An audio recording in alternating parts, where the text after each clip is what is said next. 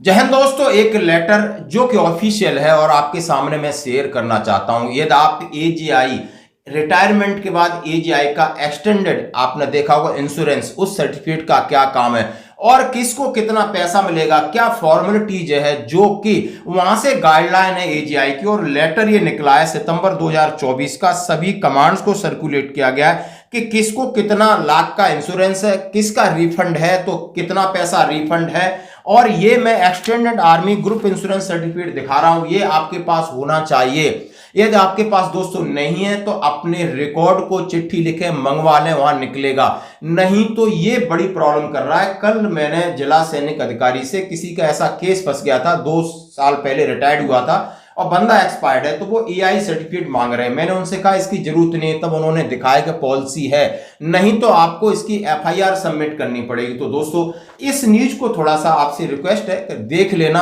आप अच्छे, आपके पास सब कुछ है, लेकिन आप किसी दूसरे को ये गाइडेंस कर सकते हो, क्योंकि 15 20 25 30 साल तक इंश्योरेंस है। कोई भी बीच में किसी के साथ इंसिडेंट हो जाएगा तो अभी की पॉलिसी क्या है, आगे बदलेगी, वो सामने आई जाएगी, लेकिन अभी की क्या है, आज की क्या है, वो जानना बहुत जरूरी। प्लीज इस वीडियो को पूरा देखें। मैं कभी नहीं कहता, क्योंकि ये हमारे सबके इंटरेस्ट की बात है, हमारे साथ होनी अनहोनी की बात है, हमारे बच्चों को स्ट्रगल की बात है, हमारी फैमिली भटकेगी उसकी बात है। कम से कम आप जानते हो तो किसी दूसरे को भी रास्ता दिखा सकते हो। इसलिए इसके बारे में भी बात करूंगा और ये लेटर के बारे में भी बात करूंगा। सबसे पहले आप लेटर स्क्रीन पे देख रहे हो, सीधा है तोपखाना एनईआरटी रिकॉर्ड का लेटर है। हर एक कमांड्स को उन्होंने दिया है 9 सितंबर का। हेडिंग है eligibility for payment of death benefit under extend army group insurance scheme. ये तो उन्होंने कहा है कि आपके साथ अनहोनी हो जाती है तो जो आपका पैसा है, जो आपने एजीआई ले लिया और उसका कुछ हिस्सा वहां पर रखा है, वो आपको इंश्योरेंस है, उस इंश्योरेंस के पैसे को किस कंडीशन में वापस आएगा, और उस इंश्योरेंस जो पैसा कटा है तो उसमें क्या कितने लाखों का इंश्योरेंस है, वो कैसे मिलेगा। दोनों कंडीशंस हैं, दोनों कंडीशंस को देखते हैं। The post retirement insurance scheme of the AGIF is called extended insurance scheme. यानी कहा है कि जब हम सर्विस में रहते हैं तो हमें इंश्योरेंस तो रहता ही रहता है, लेकिन रिटायरमेंट के बाद आपको बोलते हैं post retirement AGIF called extended insurance, EI scheme है, और ईआई स्कीम का ये बॉन्ड है। The scheme was introduce on 1 April 1981। ये 81 से शुरू हुआ, 1 अप्रैल से। जेशुआर with an aim to provide life insurance cover for army personnel after retirement discharge up to specified period with one time contribution of premium at the time of retirement discharge. आप कह सकते हो ये ऐसी स्कीम है कि retirement के बाद आपको इंश्योरेंस देने के लिए, उसमें आपको वन टाइम एक पैसा है जो उसी टाइम काट लिया जाता है, उसके बाद आपको इंश्योरेंस एक कवर दिया जाता है। यानी 20 साल का कवर है तो उसके बीच में एक्सीडेंट होता है तो आपको कितने लाख रुपए मिलेंगे। यदि नहीं होता है, जो आपका पैसा कटा है वो भी वापस देने का नियम है। तो ये आपके लिए एक बेनिफिट है, फैसिलिटीज है जरूर। उन्होंने कहा है the scheme provide the specified amount of cover to the NOK in case of death in member within the valid period a cover age limit as given as the certificate issue of each member this insurance cover detail from time to time as under। उनका समय समय पर ये चीज परिवर्तन होता रहता है। उनके एनओ के जो सर्विंग सोल्जर है, उनके एनओ को जो लाखों रुपए मिल रहे हैं, उसकी कंडीशन और शर्तें क्या है, उनके लिए कौन कौन से डॉक्यूमेंट चाहिए, वो डॉक्यूमेंट आप अपने पास रख सकते हो, नहीं है तो बाहर से मंगा सकते हो। ये एक सीधी सीधी बात है। अब इन्होंने दिया है कि जैसे कि 1 जनवरी 2004 से मैं स्टार्ट कर रहा हूं, 1 जनवरी 2004 से 31 दिसंबर 2004, 20 साल का कितना था, 20 साल का 20 ईयर आफ्टर रिटायरमेंट या 72 साल एज, यानी आप 2004 के बाद रिटायरीज हैं तो 20 साल तक आपको कवर मिलेगा। और आपका प्रीमियम अमाउंट दिया था शायद 6800, 6800 दिया था। या तो कोई भी इंसिडेंट आपके साथ होता है तो 1,50,000 रुपए मिलेंगे दोस्तों, 1,50,000 रुपए के आप हकदार हैं दोस्तों इस। और दूसरा है 1 जनवरी 2005 से 31 दिसंबर 2008, 20 साल रिटायरमेंट के या 72 साल, जो भी पहले होगा, 15,500 रुपए प्रीमियम के तौर पे लिए गए थे और आपको 2 लाख का अमाउंट है। यदि बीच में यदि आपके साथ बैड हैपनिंग होती है तो किसी भी प्रकार से, तो 2 लाख रुपए मिलेंगे। 1 जनवरी 2009 से 31 जुलाई 2010 26 साल कर दिया और 75 साल एज, यानी 75 साल तक आपके साथ आपकी मौत होती है और 26 साल तक तो आपको 3 लाख का इंश्योरेंस मिलेगा। और ये नॉन रिफंडेबल है अमाउंट, और अमाउंट लिया था 22,200, वो नॉन रिफंडेबल है, रिफंडेबल नहीं हैं। फिर 1 अगस्त 2010 से 31 दिसंबर 2013 26 साल का कवर, 75 साल उम्र तक। रिफंडेबल अमाउंट है 25,900 आपसे लिया गया था, वो रिफंडेबल है। यानी इस एज के बाद 75 साल के बाद आप जिंदा रहते हैं तो आपको 25,900 आपका वापस मिल जाएगा। इसके बीच में कुछ घटना होती है तो आपको 3 लाख रुपए आपके एनओके को मिल जाएंगे, सीधी सी बात है। 1 जनवरी 2014 से 31 दिसंबर 2014 में 26 साल और 75 साल का आपका कवर है। रिफंडेबल अमाउंट आपको 41,590 जो लिया गया है वो रिफंडेबल अमाउंट है, और आपको 5 लाख का इंश्योरेंस है। पहले कुछ गड़बड़ हो गई तो 5 लाख, भगवान की कृपा से आप जिंदा रहे तो अपना 41,590 वापस ले लीजिएगा आराम से।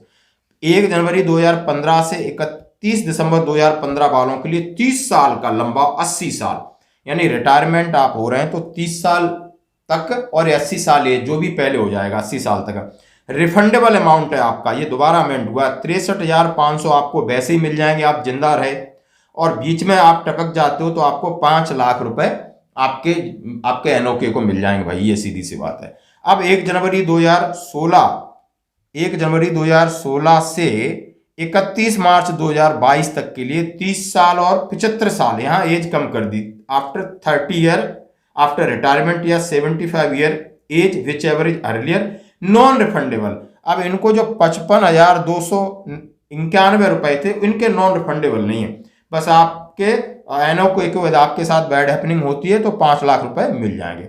नाउ अब 1 अप्रैल 2022 से टिल डेट 30 साल और 75 साल का रखा है। As whichever earlier refundable है, 68,000 रुपए हैं वो रिफंडेबल है, आपको मिल जाएंगे, और 7.5 लाख रुपए का बीमा है।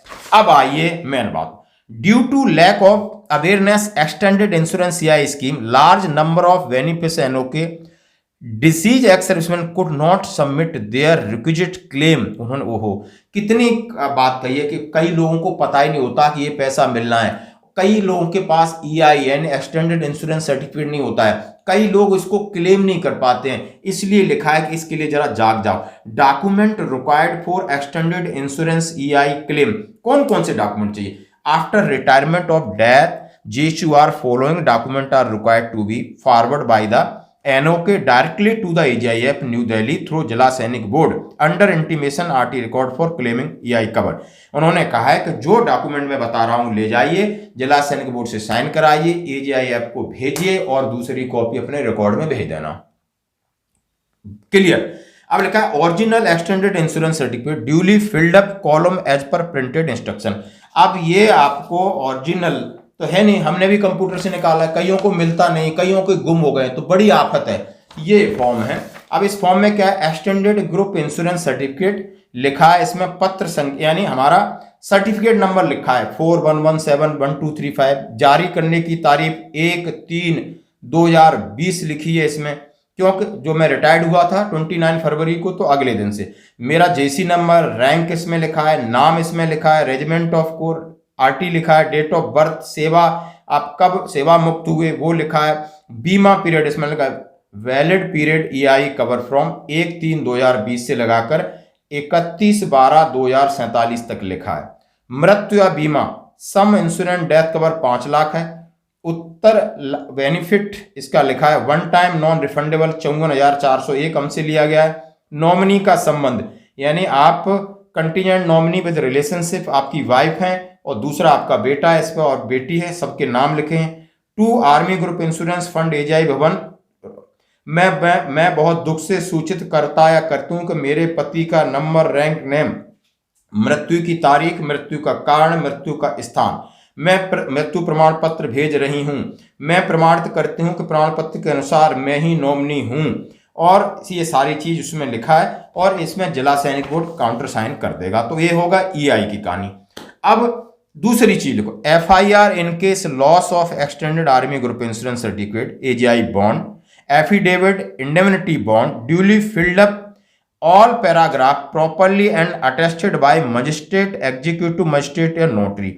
अब उन्होंने कहा है कि यदि आपके पास ये नहीं है तो आप इसकी पहले FIR कराइए, फिर इसको एक एफिडेविट और इंडेमेंट बॉन्ड ड्यूली इसी तरह आपको उसको टाइप कराइए, और आप मजिस्ट्रेट, एग्जीक्यूटिव मजिस्ट्रेट, नोटरी वाले से साइन कराइए।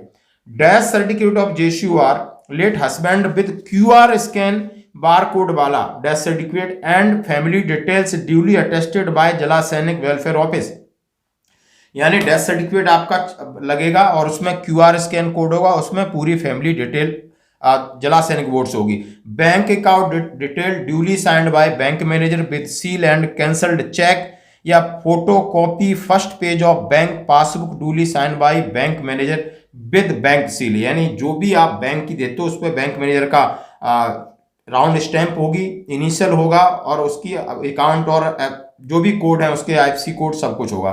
Photo copy of Aadhaar card and PAN card of NOK। ये NOK वाइफ है, उनकी फोटो को आधार कार्ड की फोटो कॉपी, पैन कार्ड की। In view of the above request to disseminate all the above instruction involvement to benefit of eligible dependents. अभी आपने ये colonel साहब ने ये चीफ रिकॉर्ड अफसर है उन्होंने भेजा है, तो इसकी एक कॉपी हमसे आप व्हाट्सएप पे मैसेज कर देना, मैं आपको भेज दूंगा। और एक्सटेंडेड आर्मी ग्रुप इंश्योरेंस वाला ये अपना रख लेना भर के, अपने जो आफ्टर मी फोल्डर है, जो भी आपका फोल्डर है जैसे हम सबके पास है उसमें जरूर लगा देना। और आपसे फिर रिक्वेस्ट करता हूं इसको ज्यादा से ज्यादा लोगों के साथ अवेयरनेस क्रिएट कर। धन्यवाद।